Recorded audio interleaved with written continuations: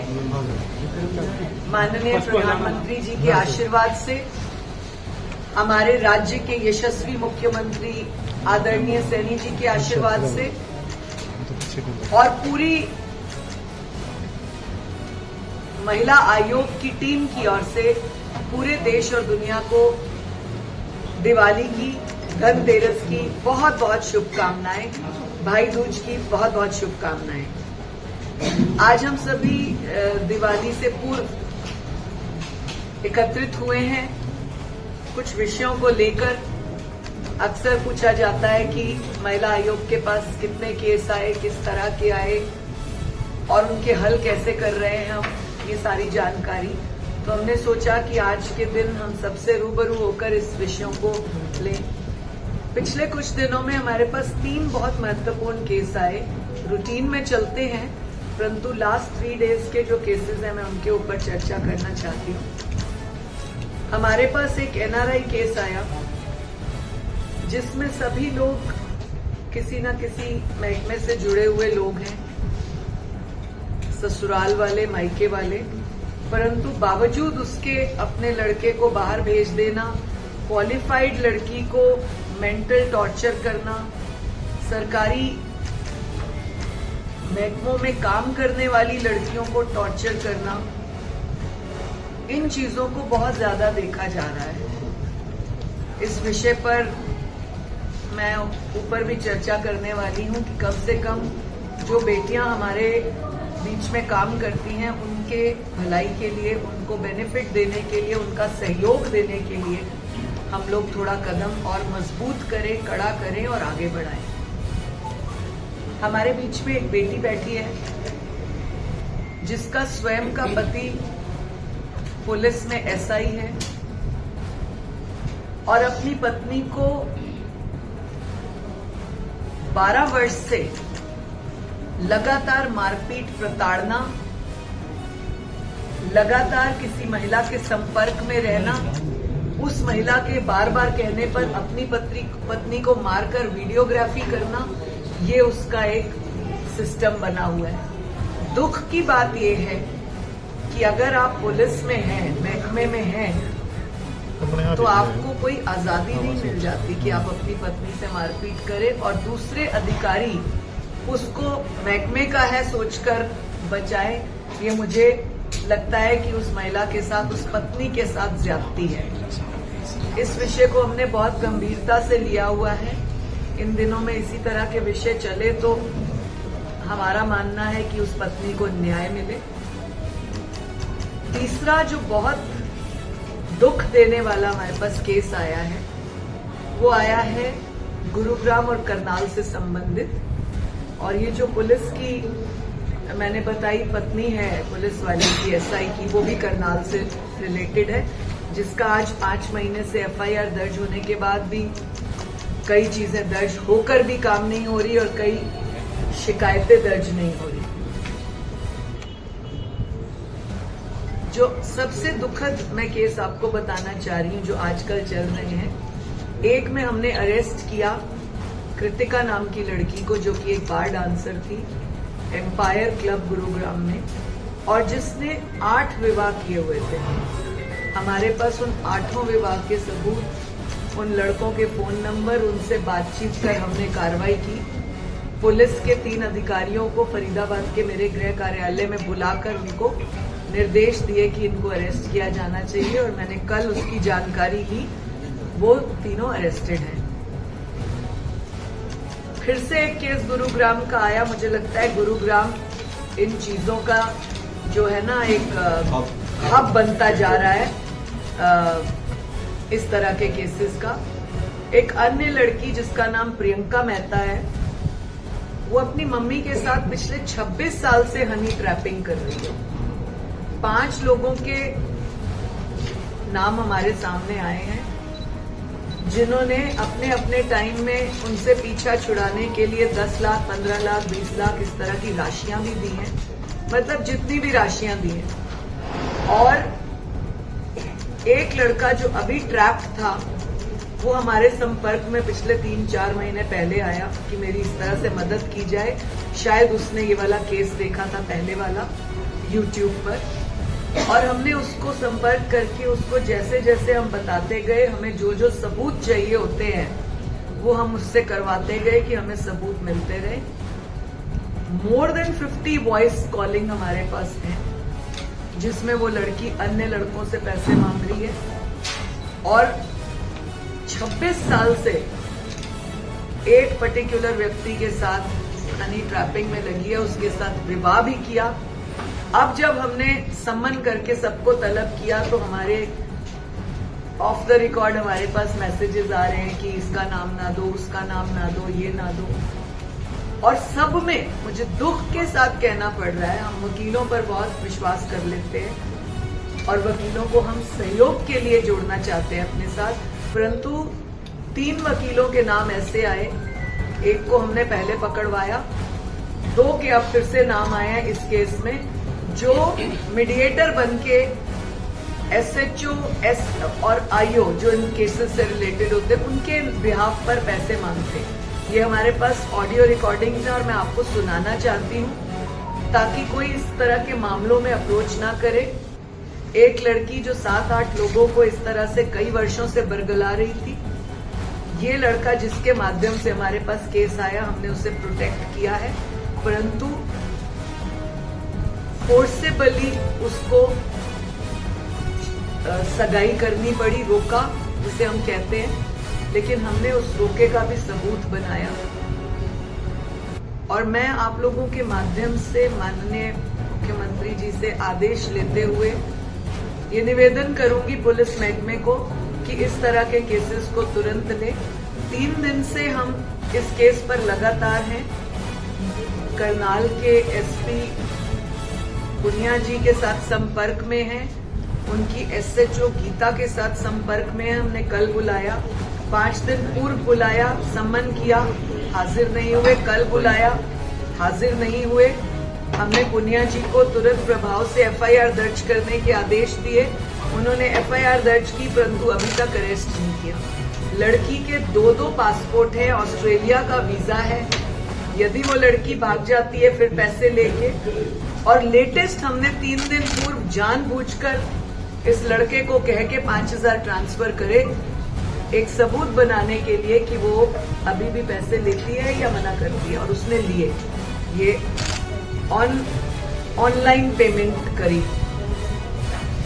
मुझे पुलिस से कई बार इन बातों पर थोड़ा नाराजगी रहती है कि इस तरह के सेंसिटिव मामलों को तुरंत प्रभाव से हमें रिएक्ट करना चाहिए उन पर और कार्रवाई करनी चाहिए। आज 3रा दिन है, FIR दर्ज है। उस लड़की को इतनी ढील क्यों दी जा रही है? क्या वेट किया जा रहा है कि ये परिवार के घर पे आके वो कोई हंगामा करे, या इस परिवार की माँ 76 वर्ष की लता मेहता जिसने हमें कंप्लेन की है, कला मेहता, क्या वो मृत्यु कोई अपने आप को दे दे, तब क्या करेंगी पुलिस कार्रवाई? हमको इस बात पे हमेशा रोष रहता है। ये जो मैंने करनाल का पुलिस की अपनी बहन का केस बताया, वो करनाल का था, वो हमारे बीच में मौजूद है, परंतु मैं चाहूंगी आप केवल उसका चित्र, उसका मुंह ढक के ले, ताकि अभी जब तक हम कार्रवाई कर रहे हैं कोई बात सामने न आए। ये मुख्य रूप से 3 केसेस थे।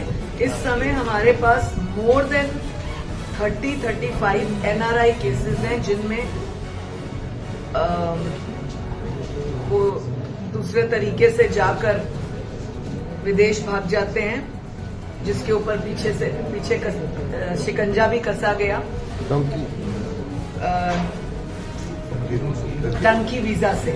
और कुछ परिवार हरियाणा के ऐसे हैं जिन्होंने एक बहू यहाँ रखी, एक बहू वहाँ रखी, ऐसे लोगों को हम लाना चाह रहे हैं। हम प्रयास कर रहे हैं पुलिस की कंप्लेंट्स के माध्यम से, एम्बेसीज के माध्यम से और मिनिस्ट्री ऑफ एक्सटर्नल अफेयर्स के माध्यम से इन लड़कियों को जो है थोड़ा सा इनको राहत मिले।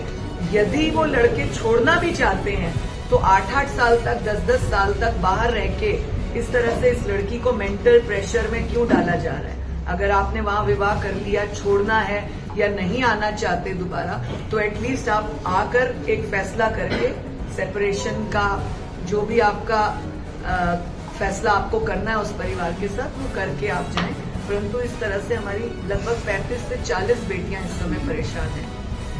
हनी ट्रैपिंग, NRI केसेस और लिव इन रिलेशनशिप्स का जो भूत चढ़ा हुआ है आज सब पर, उस वजह से हजारों परिवार बर्बाद हो रहे हैं। मैं बार बार हर पीसी में कहती हूँ, हमारे पास 60% केसेस ऐसे हैं जो लिव इन रिलेशनशिप की वजह से घर टूटे हैं।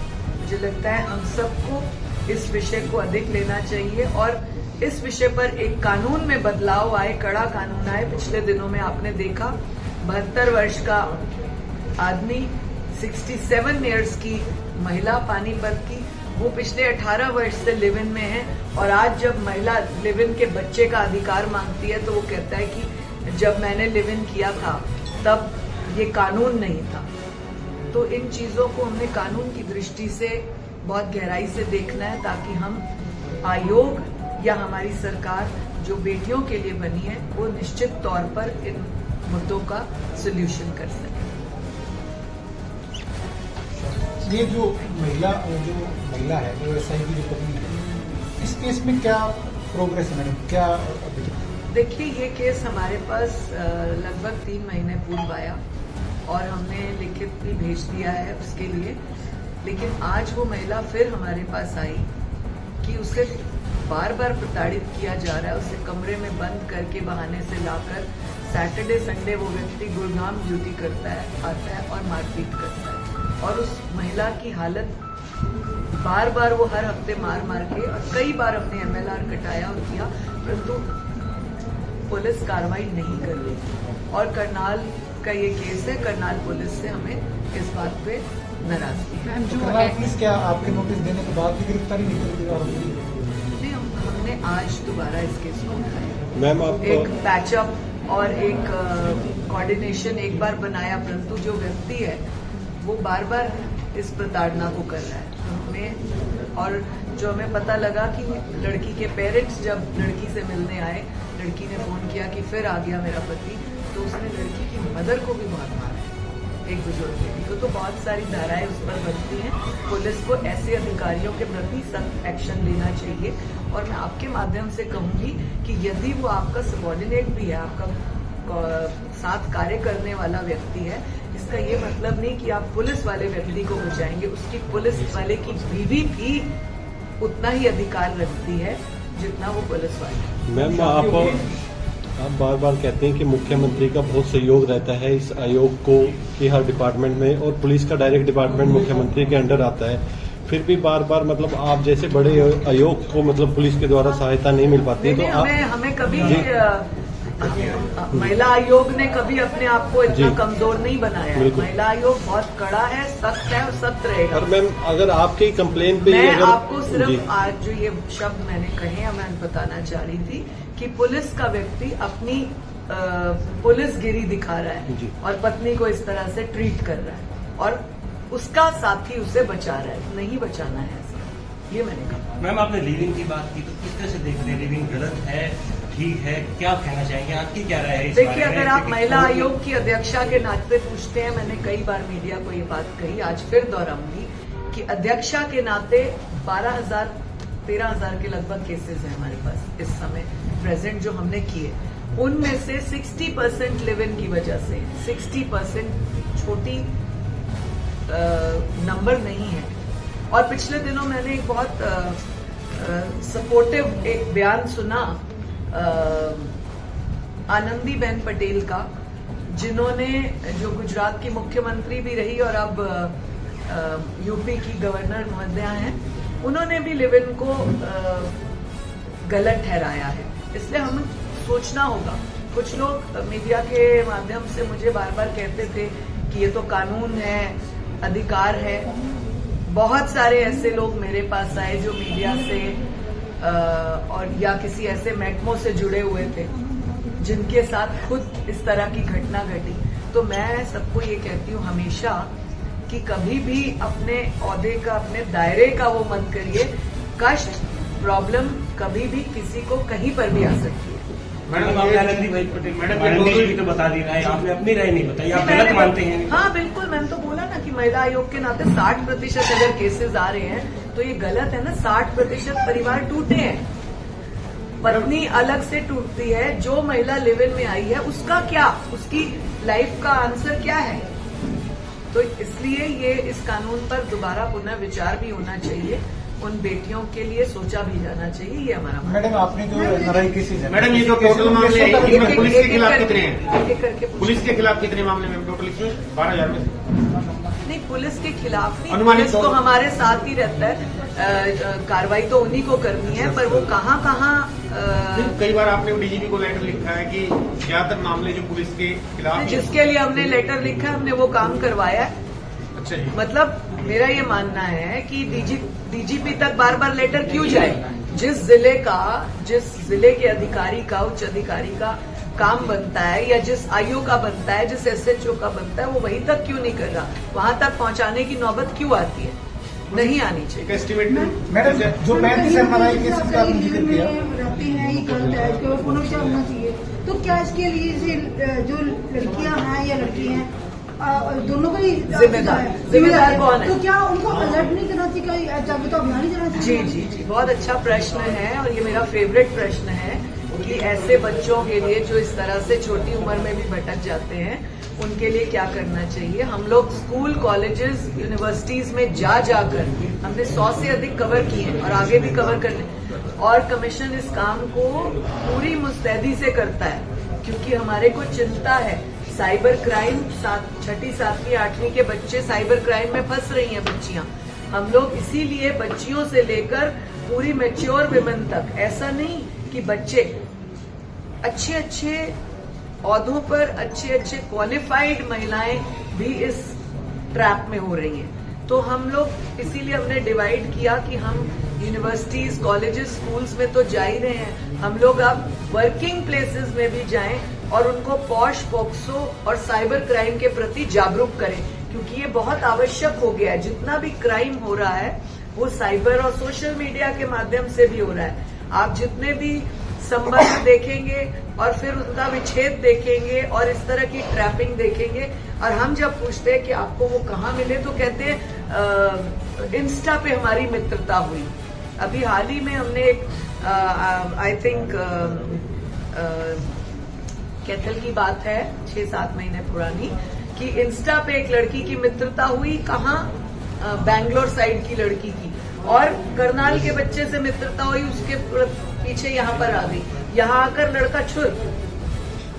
तो ऐसे करके इंस्टा में, फेसबुक में इस तरह से आप ट्रैप ना हो, ये बार बार हम स्कूल, कॉलेजेस में जाके बताते हैं। और आप मीडिया वाले भी हमारा इस चीज में सहयोग करें, क्योंकि मीडिया, पुलिस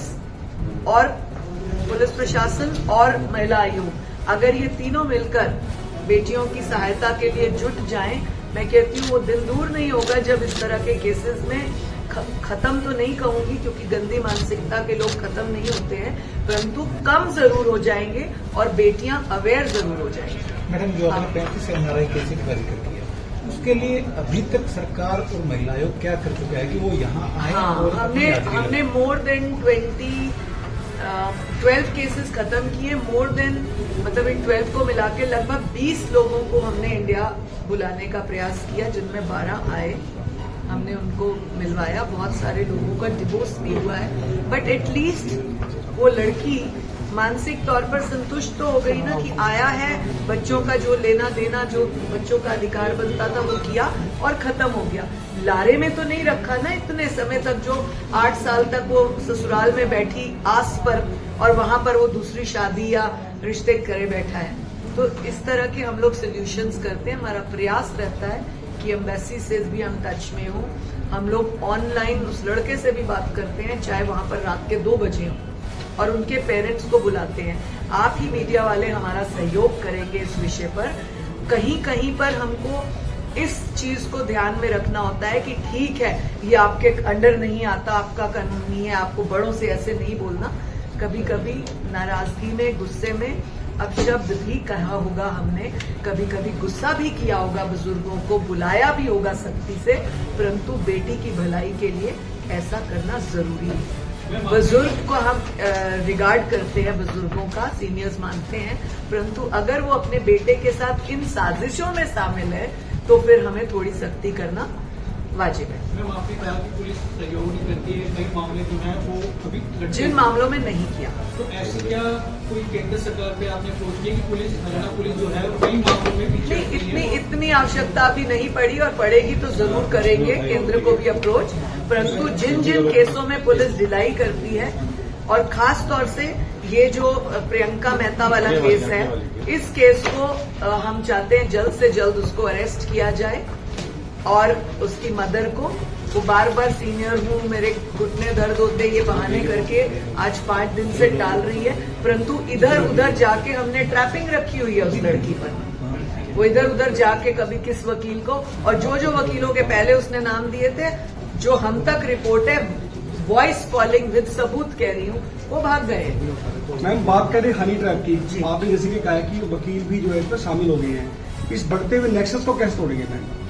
देखिए, महिला आयोग जितना प्रयास कर सकेगा करेगा, कर रहा है। आप मीडिया वाले जितना ज्यादा हमारा इस बात को बता सके, फैला सके, अपनी मीडिया में दिखा सके, वो हमारे को आपका सहयोग चाहिए। और पुलिस को बार बार हम यही कहेंगे कि ऐसे मुद्दों पर बिल्कुल रिलैक्सेशन नहीं दे। जब एफआईआर दर्ज हो गई, 50 से ज्यादा वॉइस क्लिपिंग दे दी, अभी भी अगर कोई कहे कि हम उसे बुलाकर पूछेंगे, उसने भी कंप्लेन दी है, what does it mean? It has no sense when we have given you the FIR copies, voice calls of other boys जिनको 12, 15, 16 साल से तंग किया जा रहा था। पिछला जो केस हमने पकड़ा था, जिसमें मैंने आपको बताया कि वो बंद भी हैं जेल में, मैंने परसों ही रिपोर्ट ली कि वो कहाँ है बंदे, कहते बंद है। जो वो बंद है उनमें से एक लड़के ने आत्महत्या भी की थी। क्या हम वेट कर रहे हैं कि आदमी हनी ट्रैप हो, आत्महत्याएं करें तभी काम होगा? क्या हम वेट कर रहे हैं? चाहे वो पुरुष हो, चाहे वो स्त्री हो, उसका सहयोग करना, उसके लिए सिस्टमैटिकली काम करना महिला आयोग का फर्ज है और हम करेंगे। में आपको पता कब चला कि आप इसमें किस रिलेशन में हैं? मेरे को रिकॉर्डिंग रात को रिकॉर्डिंग हो रही है 2 महीने 3 महीने ऐसे ही 2-2.5 साल आपको पता चल गया था, तो आपने अपना बात घुमा दी मैडम, गाड़ी उसके नाम रिकॉर्ड सब चीज सारे सबूत है मेरे पास।